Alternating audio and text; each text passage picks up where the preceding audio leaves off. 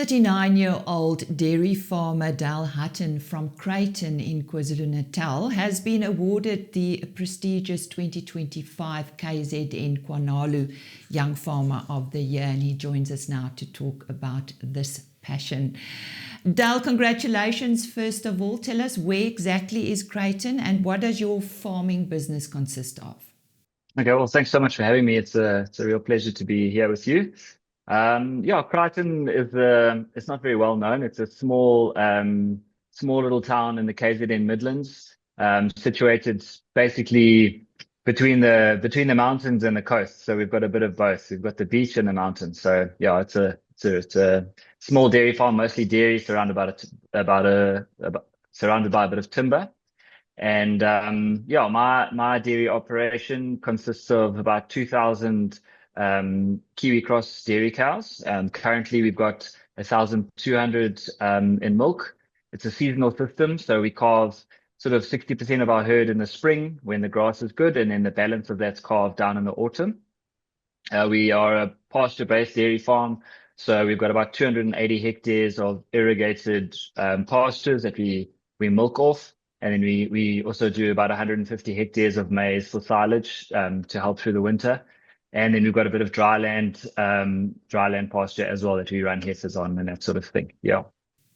Now, you're actually an environmental scientist by training and worked in this role for several years, involved in a project in various parts of Africa. Why farming now? Yeah, it's an interesting it's an interesting question, and I think about that a lot. So I did a undergrad in botany and entomology, so study of insects and plants. And I chose that because I wanted to be outside. I wanted to be outdoors, and I love that. And then I went on to do my postgrad in environmental science, specifically focusing on biodiversity conservation. And that was in the Eastern Cape. I studied at Rhodes. And after that, my girlfriend, now wife, and I traveled around. We went and lived and worked in South Korea for 4 years as teachers, and we used it as an opportunity just to travel and see a bit of the world. And then I came back and wanted to sort of use my degree and see what that was like. So I worked for an environmental consultancy for a few years, and I was sort of based all over Africa on mines and hydroelectric power schemes. And that was fascinating. And then, towards the end of it, my father-in-law actually, he told me that South Africa wasn't a good idea because it didn't look like the outlook especially for a young farmer, was a good idea. So what we decided to do was we did a big trip all around South Africa, and we visited as many of our friends from university as we could. And we kind of wanted to suss out what the sentiment was about the country. And I mean, for 2 months, we visited friends. We went all over the place. And on literally the last 15 kilometers of the drive, we were just thinking about it. And we said to ourselves, we haven't had one negative experience. The feeling of being home in South Africa after being abroad for so long, and all of our friends were so optimistic about the country. We literally drove straight into the farm, met with my parents and said, listen, we want to farm. It's the only place we want to be. We want to be here and we want to make it work.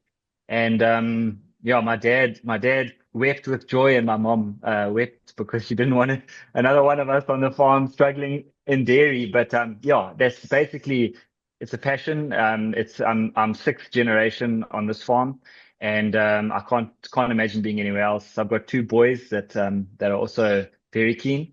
So it's the right place for us, and we're extremely happy here.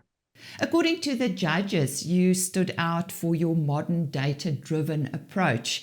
So tell us about this. Yeah, so basically when I came back, my dad's words to me were, you have to be a better farmer than me. You have to, if you want this thing to fly and do well, you have to be better. And so that was quite a big shoes to fill. And his sort of mantra has always been, you can't manage what you don't measure. And so we've sort of got really stuck into that on this farm. We immediately, because of my background, I hadn't spent my whole life on the farm from a young age. So I joined up with 2 really good consultancies, and they're benchmarking consultancies. So we in groups with sort of 95 other dairy farmers in the province and some in the Eastern Cape and a few in New Zealand, and we benchmark all of our data. So every single thing that can be measured on the farm is benchmarked against all those other operations, and they're extremely successful operations. I think in our study group, if I'm not mistaken, 75% of this country's milk is in that study group. So it's a really powerful tool for learning. It's been brilliant for me. It's really pushed me and challenged me. And so everything from how much grass your cows are eating on a daily basis to how much you're spending on diesel to what your maintenance costs are, everything is there. So if there's an operation that is similar to mine and you can compare apples and apples, I can see, okay, that guy's got the same cows as me, but his labor costs are way better. So I can literally open a file, look at what he's doing. I can phone him up. We're all very open with each other, and yeah, we kind of sharpen each other up that way. So that's been a big thing in terms of the data collection on the farm. And it's obviously from my scientific background, it's interesting and stimulating. And yeah, it's been a massive learning tool. And I guess in my valley in specific, often the top 10 guys in our study group, they're in this valley with me. So there's some incredible farmers. My neighbors are exceptional farmers. And so all of that, you can't not learn, you can't not grow in that space. So the data element of it is massive. You know, again, you can't manage what you can't measure, what you don't measure.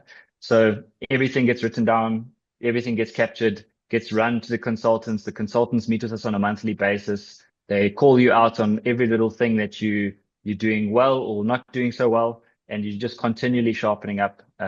Yeah, you can't help but be on the right track with that kind of team around you. Dale, sustainability and responsible resource use is key for any farming enterprise to survive, and may I say even more for the dairy industry. What do you have in place? Yeah, so again, sustainability is close to my heart. You know, I've always grown up wanting to be a steward of the earth and you know what we've been blessed with in terms of land, and what's been worked ahead of me. You want to look after it. It has to be sustainable. You know, if your soil's not happy, you're not going to have happy grass. If you don't have happy grass, you're not going to have happy cows.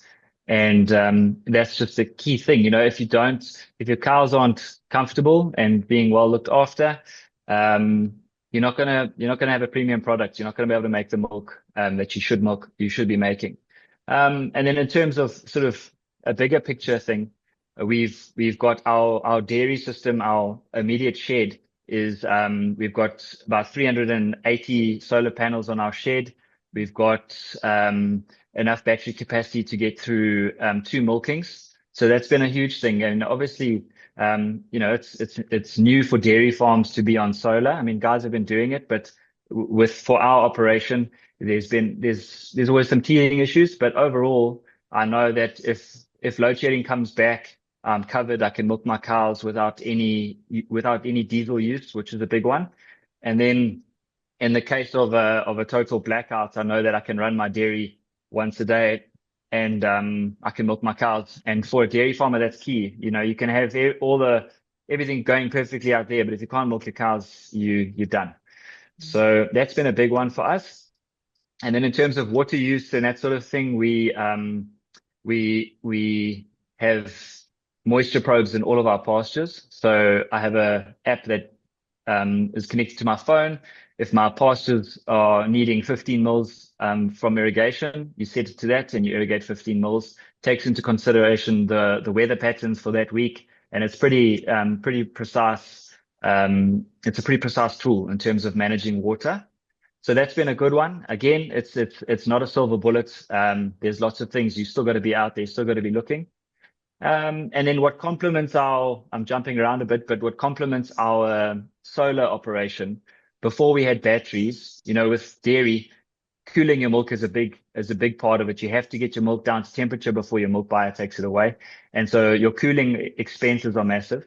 So what we've done is we've put all of our ice making systems, our ice banks, we've set them to timers. So when the sun is at its highest and our solar panels are working really well, then we make ice. And that's basically our battery. It was our battery up until we installed the batteries. So that's been really useful. So we're basically cooling our milk by using the sun. And then at the same time, your cooling of your milk it's taking heat out of your milk and cooling it. So that heat that we get from the milk and the heat that's generated by our cooling system through the compressors, all that runs through heat exchangers that then gets fed into our geysers. So our hot water in our dairy is made way more efficiently and cost effectively than just by conventionally heating it up and using Eskom. All of our irrigation systems are on timers. So obviously Eskom's got different tariff structures. So we've set everything so on timers so that when Eskom's at its cheapest, we are pumping, and when it's really expensive, pumps are off when we can get away with it. But now with the season being quite a dry one so far, we've had to irrigate a bit more, but still the savings are there, and long term that stuff pays itself off. And then a big one, and it ties into the data element that was alluded to, is we use a system called ideal weight feeding. And that's come from one of my consultancies. They've advised me to do it, and we've taken it on. Basically, it's a system where I've got a scale in my dairy, and every single cow gets weighed every day. And then its body weight, the cow's actual physical condition, its condition score gets taken into consideration, as well as its days in milk. And that all gets put together, and then we individually feed each cow based on her situation. So it's not just a flat rate feeding, which a lot of guys do successfully. And yeah, so basically that data all gets fed into our system. And then on a daily, I've got a person in Humansdorp who remotely manages my feeding system. And then all the cows get fed a specific amount of food suited to their current status. So yeah, in terms of sustainably using the food and managing the cattle and making sure they're happy, that's been a big one. It's definitely picked up the condition of our herd, and it has a knock-on effect for fertility and milk production. So that's pretty much the sustainability element, yeah. I'm sure you have a dream or a plan in place for your business for the next 5 years. What is that? Yeah, that's probably been the most challenging thing that's come up from this whole award is people ask you what's your vision. And I mean, obviously, as a dairy farmer, a lot of the time your head's down, you're just trying to get through the day to day. There's a lot of sort of chaos management because you're dealing with these live animals on your farm, and there's always something new. So it's not a boring job by any means. But in terms of the 5-year plan, I think a big one, and it's big for everyone in the dairy space right now, is just surviving this foot and mouth pandemic that's moving through the country. Yeah, it's been devastating. I know a lot of guys who've really taken a huge knock from that, and it's been really hard. And yeah, my thoughts go out to those guys. So yeah, for us as a team, we really focused on how can we buffer ourselves in that situation. And frankly, there's not much that you can do right now. Hopefully, some steps get taken at a government level that makes it a bit easier for the dairy farmers to see past this horrible situation. So yeah, number one for us is get through foot and mouth. And then, yeah, I need to just keep working on the benchmarking element, making sure that my system is optimized. There's still a lot of room to grow within the space that I've got. So efficiency of cows, pasture harvests, how much grass your cows are eating. And then, yeah, the fertility of my herd, still got lots of work to do there. And then soil quality, just keep building the soils, not taking away from them. That's always a challenge. You're pulling a lot of resource from the soil, and we need to make sure that we maintain that asset. And then, yeah, I mean, for me, there's lots of it's much cheaper to maintain your farm and optimize the land you've got than looking over the fence and buying another farm and that sort of thing. Obviously, that'd be wonderful. But I can't, with a clear conscience, do that right now. I want to make sure that what I've got is working properly. And then a big one for me is my staff. There's a lot that I would like to do for them. I would really like to see them coming to work every day and feeling proud of what they're doing. And their livelihoods, it's not an easy life out there for those guys. So we're always assessing how we can look after our staff, improve their livelihoods, and make sure that they're proud of their job. Sort of in a more of a personal thing. My wife and I, we've recently sort of branched out into an ice cream business. And it's very much a small batch artisanal ice cream made from mostly our dairy and some product from around the valley. And I really like to see that grow. I think it's an exciting product. It's very healthy, and we're big on sort of health and nutrition and that sort of thing. So we would like to roll that out and provide a healthy ice cream option to the people of South Africa. And we really are in a few stores in KZN, and it's exciting. And my wife's very involved. And so that's something that we'd really like to work on. And long term, at the end of those 5 years, ultimately, I would like to have systems in place that improve the efficiency of my farm. I'd like to have the right people in place. So sort of working with the staff that I've got right now, building them up to that level where they can run with a few of the different projects on the farm, and I trust them with that. That's definitely a goal for me. Yeah. Tell us about your community involvement. Okay. Yeah. So I've got a massive heart for my small little town. I want to see it develop in a pleasant way. I want it to be a nice place to live, not only for me, but for my kids one day. So I've been very involved with my community, our community sports club, which is kind of the heart of our little village.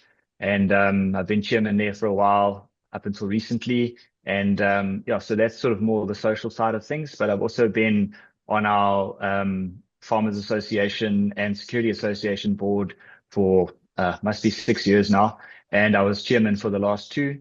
And that's been quite interesting because obviously we deal with a whole lot of issues right through from security in our town to what's happening in the rural areas, as well as facilitating stock sales for the rural traders.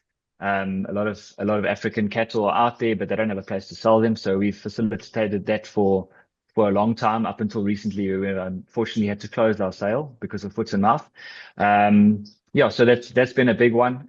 It's a lot of big farms in the area, and sort of steering the direction of decision making and that sort of thing has been on my plate for a while. So that's been interesting and challenging. I've really enjoyed doing that. And then all of the farmers, including myself, we've been involved with the inception of Harry Gwala Agri, which is basically, it's a non-profit organization that the farmers work with, and they go out. The farmers support the team, and the team then goes out and they identify rural black farmers who are enthusiastic and motivated and wanting to do something, and whatever project it might be, whether it's seedlings, timber, cropping, cattle, vegetable gardens, anything, they go out and they provide support, training, and help stimulate the growth in those areas. And we're very happy to be involved with that and support that. It's a brilliant initiative. And then I guess we built a school on our farm. I mean, we homeschool our kids, so we've built a farm school, and a lot of children from the area also come to that school. And my wife's been the teacher there up until she started the ice cream business, and now we'll be hiring another teacher who will be then running with that. So that's another cool way of sort of working with the people around us and making Creighton a better place to live. So that's as far as it goes in terms of community involvement. And of course, we have to ask about the family. Absolutely. So obviously I've been married for 13 years. I've got 3 kids. I've got 2 boys and a little girl. And they're on the farm with me. And then I actually farm. My sister is a registered, she's a vet nurse. She studied at Onderstepoort, and she's helping on the farm now. So she's very involved with looking after sort of cattle wellness and calf rearing and that sort of thing. And then my parents are around too. They sort of mostly retired. So every now and again, I'll see them going around the farm, checking on their little beef herd. But it's been a privilege to farm with my dad. Sometimes it gets tense, but most of the time I just take a deep breath and realize that he's not always going to be there. So I make the most of it and just try and enjoy it. And it's been an honor and a privilege working with him. Congratulations once again to Dale Hutton. He is the 2025 KZN Kwanalu Young Farmer of the Year.